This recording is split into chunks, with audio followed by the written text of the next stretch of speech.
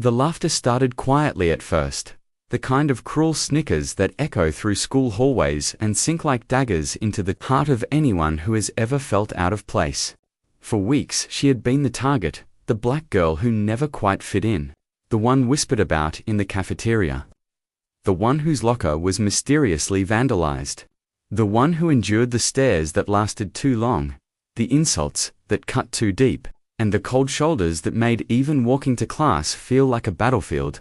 To her classmates, she was different, and in a school where conformity ruled, difference was weakness and weakness was blood in the water. She knew what they thought of her. She saw it in the way they rolled their eyes, heard it in the venom laced in their laughter, and felt it in the way they looked at her as if she didn't belong. But what no one knew, what not a single bully or teacher or so-called friend had ever cared to ask, was that inside of her lived a storm of music, a soul that spoke not in words but in melodies, and fingers that could weave heartbreak and hope into songs the world had never heard. And so, when the school announced its annual talent show, she felt the familiar tug-of-war inside her chest, fear on one side, daring on the other. She knew what would happen if she tried. They would mock her before she even touched the keys. They would laugh at her trembling hands. They would wait for her to fail so they could feast on the moment like vultures circling prey.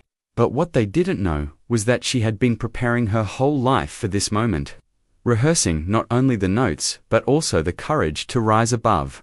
As the night of the show drew closer, whispers spread like wildfire. She's really going to perform. This is going to be hilarious. Who does she think she is? The auditorium filled with expectant eyes, some gleaming with support, but most with the cruel curiosity of people waiting to watch someone crash and burn. When her name was finally called, the room erupted in half-hearted applause mixed with laughter and jeers, a sound that threatened to drown her before she even stepped on stage.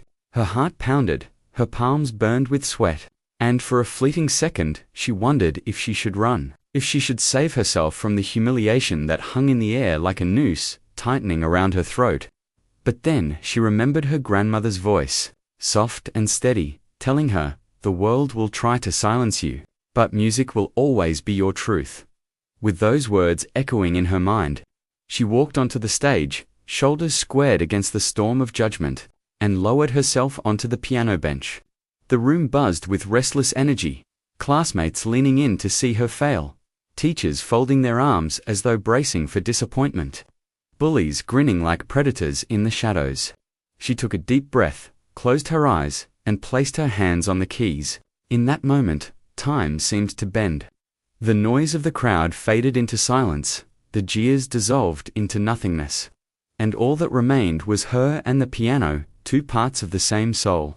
The first note rang out soft, trembling, vulnerable, then another, stronger, then another, fierce and unrelenting. What began as a whisper of sound grew into a thunderstorm of emotion, raw and unfiltered.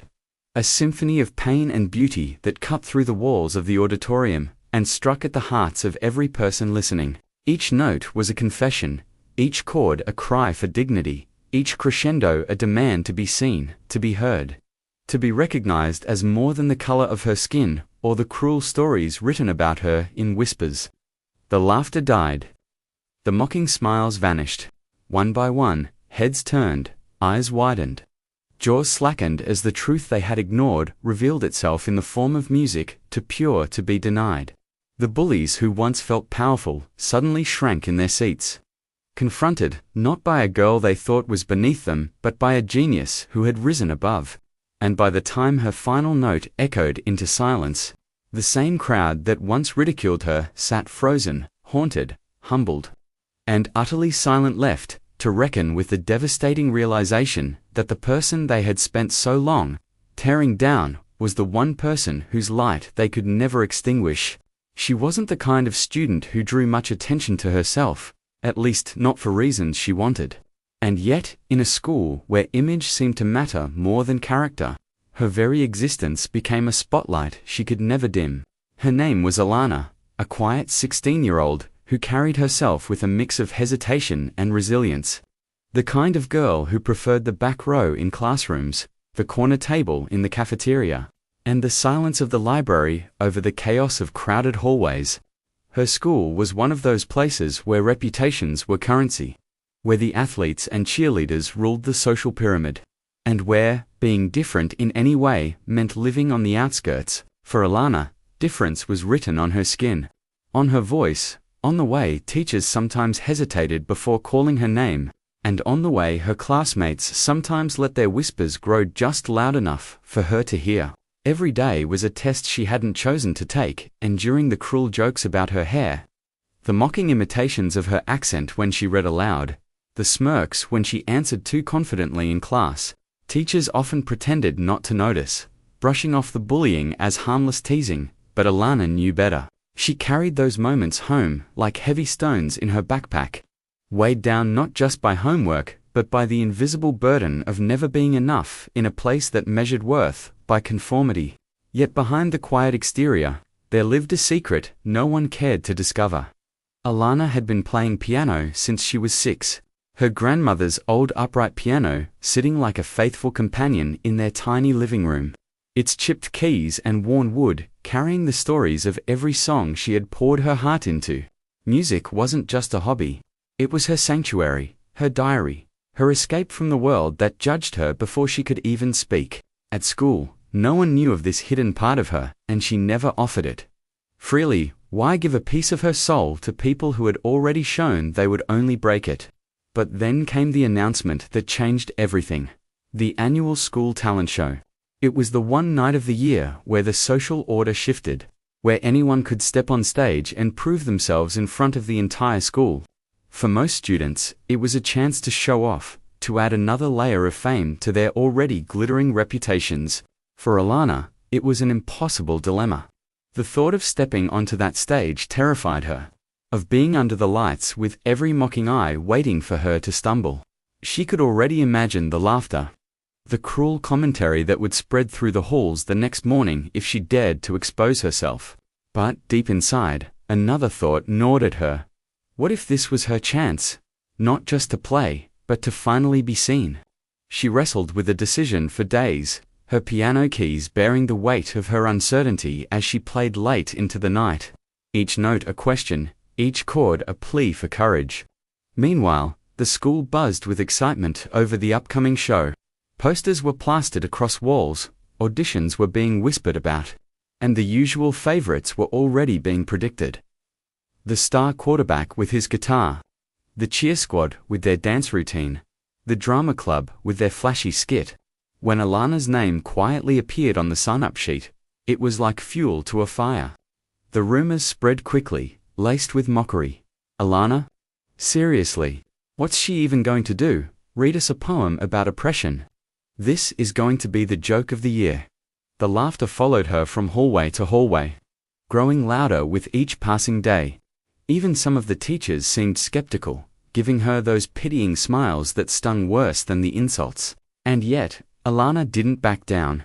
She practiced harder, her fingers moving across the piano keys with a determination that came from every insult, every sneer, every hateful word she'd ever endured.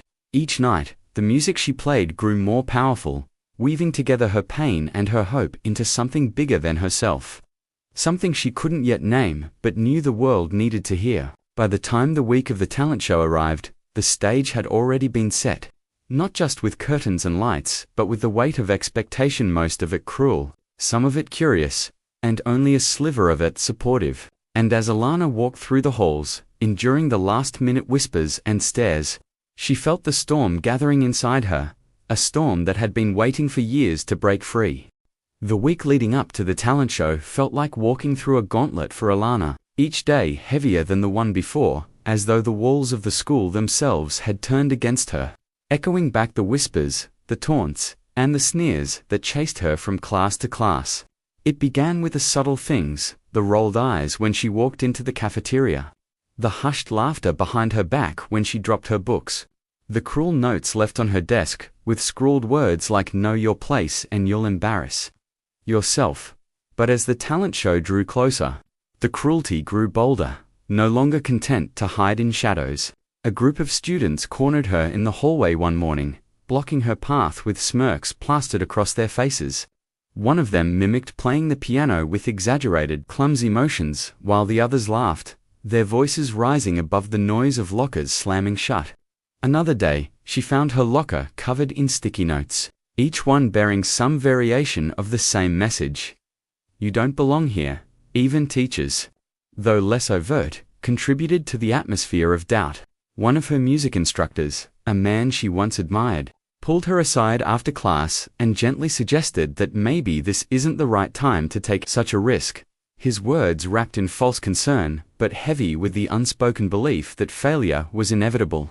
Each comment, each insult, each laugh, became a stone added to the weight she already carried, pressing down until it felt like she could barely breathe.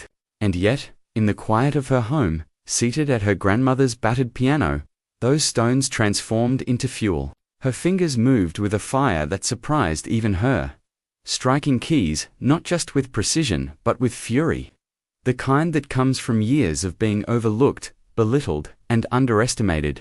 Every insult became a chord, every cruel laugh a melody, every doubt a crescendo that pushed her further into a world where the pain of reality was reshaped into beauty. Still, the fear never left her. Lying awake at night, she imagined the auditorium filled with jeering faces, the sound of laughter drowning out her music, the humiliation of freezing under the bright stage lights. Some nights she wondered if they were right, if stepping onto that stage was an act of foolishness, if all she would prove was that they were justified in their cruelty. But then she remembered her grandmother's hands guiding hers across the keys, the warmth of her voice telling her that music was more than sound. It was truth, and the world would always need truth, even when it hurt. The closer the talent show came, the louder the tension grew. Rumors spread through the school like wildfire. She's going to crash and burn. She'll probably cry before she even finishes. This is going to be hilarious. The cafeteria buzzed with predictions of her failure, some students even making bets on whether she would make it through her performance without breaking down. On the day before the show, one of her classmates, a boy who had tormented her since freshman year, shoved her books to the floor in front of everyone, sneering, "Tomorrow's going to be the best comedy show of the year."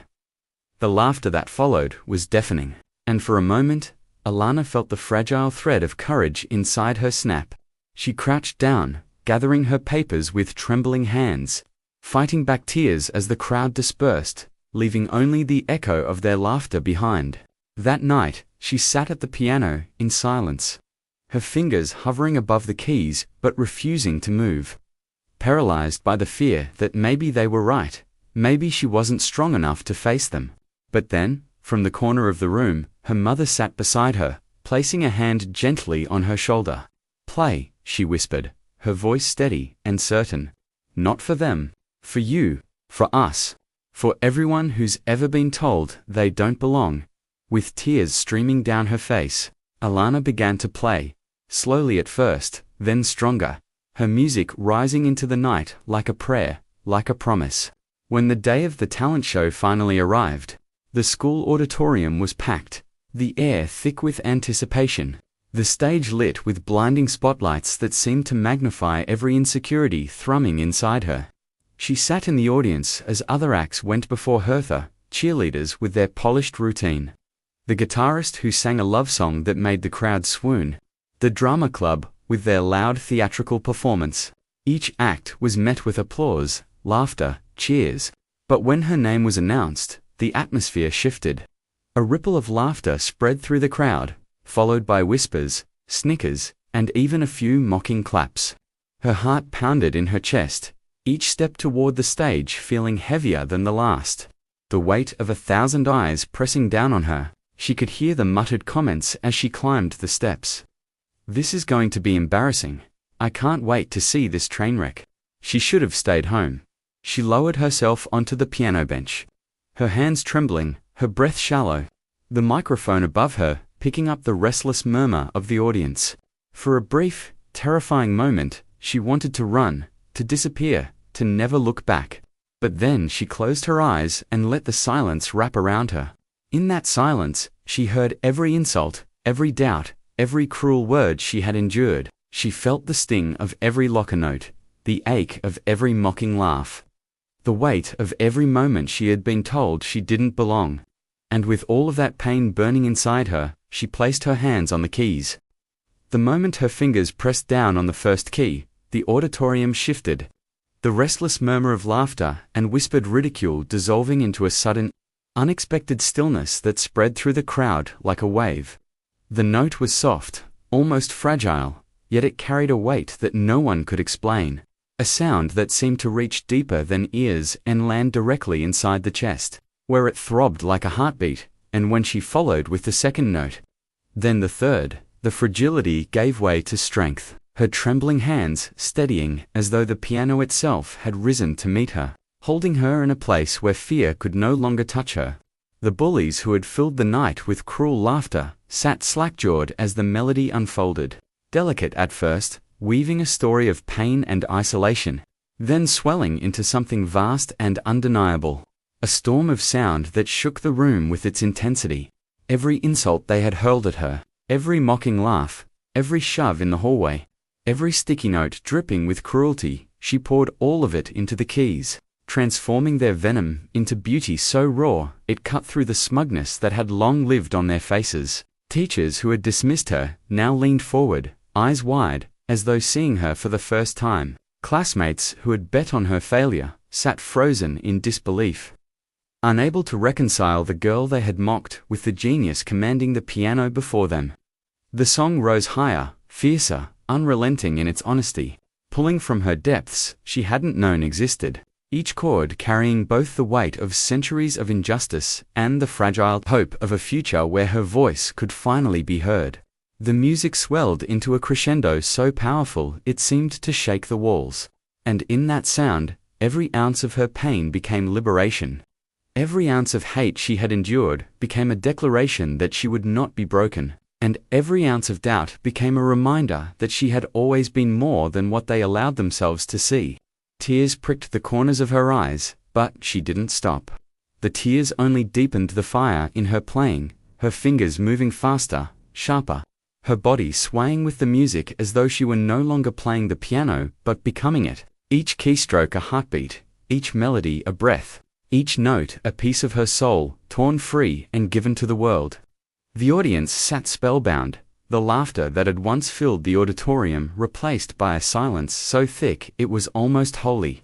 The kind of silence that comes not from absence, but from awe, from the collective realization that they were witnessing something far greater than a school talent show, something that would live in memory long after the last note faded. And as she neared the end, the music softened again, drifting into a gentle lament, fragile yet unyielding, a reminder of the girl who had walked into that room carrying the weight of cruelty on her shoulders, but who now stood or sat broken, undefeated, transformed before their eyes.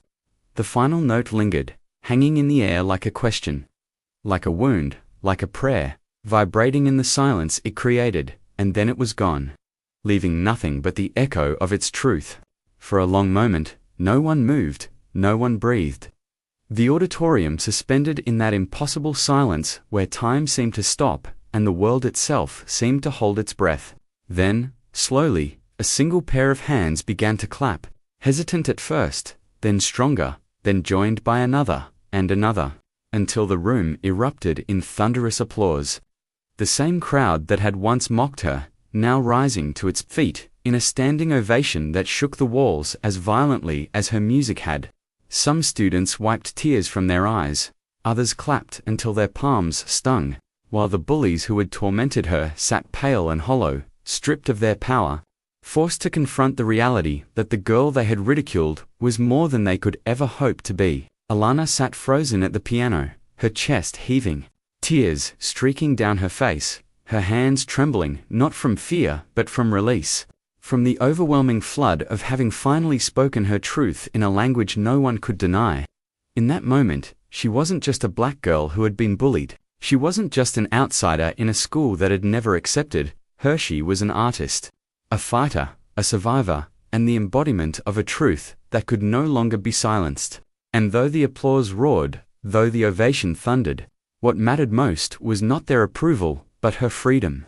The knowledge that she had faced them, all of them, and emerged victorious. Not by lowering herself to their cruelty, but by rising above it. By transforming pain into beauty, hate into music, and silence into a weapon more powerful than words could ever be. As the last echoes of applause finally faded, and the auditorium settled into a stunned quiet, Alana rose from the piano bench, her knees trembling, but her spirit unshaken. The thunder of clapping still reverberating through her chest, like the heartbeat of a new beginning. For the first time in years, she wasn't shrinking into the shadows or avoiding the stares of her peers. She was standing in the center of their gaze. And instead of ridicule or pity, she saw something she had never seen before: respect, or even remorse. The same classmates who had mocked her in the hallways now found themselves unable to meet her eyes, their smirks wiped clean. Their cruelty silenced not by punishment or authority, but by the undeniable truth of her brilliance. Teachers who had doubted her whispered among themselves, realizing too late that they had failed her in ways far greater than forgotten lessons or overlooked assignments. They had failed to see her humanity, her potential, her light. Some in the audience wiped tears they could not explain, shaken by the realization that the girl they had dismissed carried a voice more powerful than any of them had dared to imagine. For Alana, the standing ovation was not validation. She didn't need their applause to know her worth, but it was a turning point. A moment where the balance shifted, where the chains of judgment and ridicule began to fall away, leaving space for something new, possibility. In the days that followed, the halls of the school felt different. The laughter that once followed her steps was gone, replaced by awkward silences or tentative greetings. As though her classmates were suddenly uncertain of how to treat the girl they had once made their target. Some tried to apologize, stumbling over their words, offering half-hearted explanations for their cruelty, while others avoided her altogether, their shame too heavy to confront. Alana accepted none of it, not out of bitterness, but because she understood something deeper now. Their apologies were not the point. What mattered was that she had proven to herself, beyond any shadow of doubt, that her voice mattered, that her music could pierce through prejudice, that her existence carried weight no insult could erase. She returned to the piano at home, playing not from fear or desperation, but from joy, from freedom, from a place of unshakable confidence that no whisper or glare could ever steal from her again. And though the talent show faded into memory for most of the school, for Alana it became something far greater than a single performance. It was the moment she reclaimed her dignity, the night she transformed pain into power, the proof that even in the face of cruelty, beauty could still rise.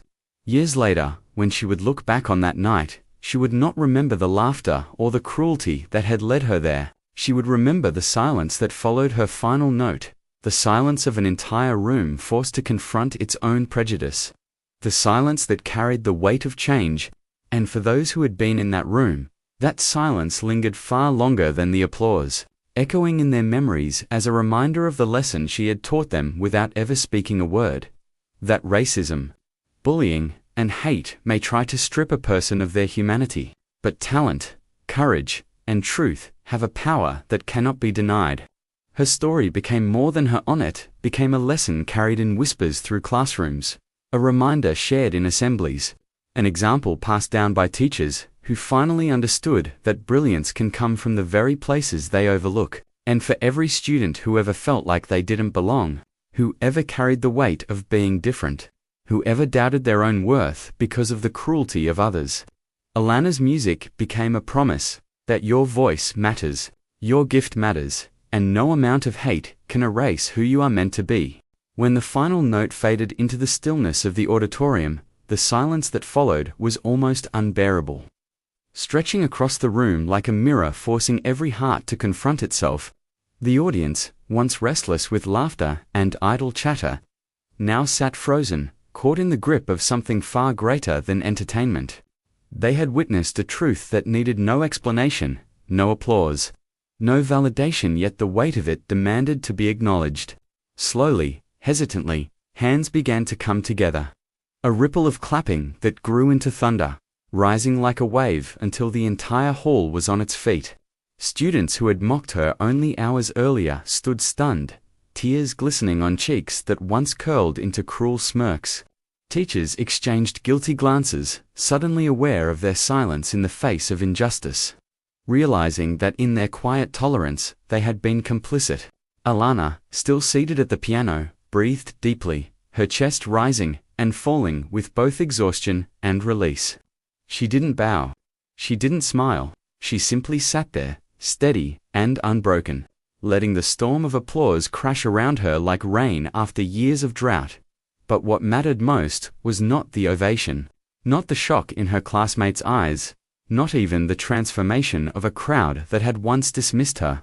What mattered was that she had faced the very stage that terrified her and claimed it as her own. For the first time, she was not the girl who walked the halls with lowered eyes, carrying the weight of cruel whispers. She was not the quiet target of jokes, nor the invisible one pushed to the margins. She was power. She was talent. She was truth. And nothing, no insult, no prejudice, no laughter could take that away from her. In the days that followed, the applause became whispers of a different kind. Her name floated through the hallways, not as the butt of ridicule, but as a story retold with awe. Some tried to approach her, stumbling through apologies, their words tangled in guilt. Others avoided her altogether, ashamed of the cruelty they had once delivered so freely. But Alana learned quickly that their remorse wasn't what she needed, and their acceptance wasn't what she sought. She had already found something far more valuable, unshakable knowledge that her worth was not measured by their opinions, but by the courage to step forward when the world wanted her to shrink away. Her music became more than just notes on a piano. It was resilience carved into sound. It was justice echoing through melody. It was a reminder that the most powerful voices are often born from silence. Each time she touched the keys, she carried with her the lesson that beauty can rise from pain, that brilliance can bloom in places overlooked, that truth can shatter even the loudest hate. And in the hearts of those who had been there that night, the memory lingered not of a talent show, not of an auditorium, but of a girl who had turned cruelty into courage and silence into song. Years later, when Alana would look back, it was not the applause she remembered most, it was that heavy, piercing silence between the last note and the first clap. A silence so profound that it forced every person in that room to see her, not as a stereotype, not as a target, not as a shadow, but as a human being, worthy and unshakable. And perhaps that was the greatest victory of all. Not the trophy, not the recognition, but the undeniable truth that even in a world desperate to diminish her, she had risen beyond it, because racism may try to strip away dignity, cruelty may try to bury worth, hate may try to silence voices, but when courage steps forward, when truth takes the stage, when resilience speaks louder than prejudice, there is no force in this world strong enough to stop it. So I leave you with this question. When the curtain rises on the injustices in our own lives, will we sit in silence, like that crowd before the music began, or will we choose to rise, to listen, to change?